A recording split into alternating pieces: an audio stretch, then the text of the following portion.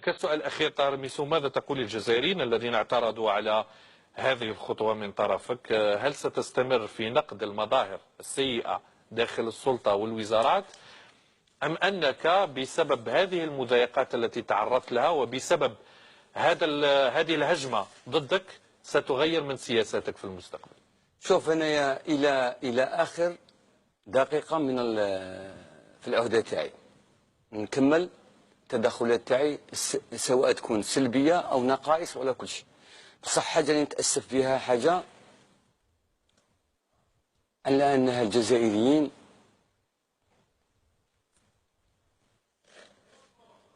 ما كافونيش مليح وتهمونا بتهمة غير واقعية.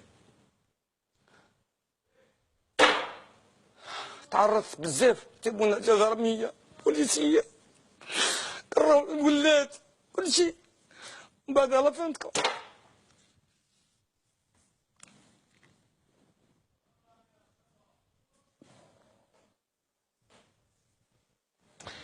طيب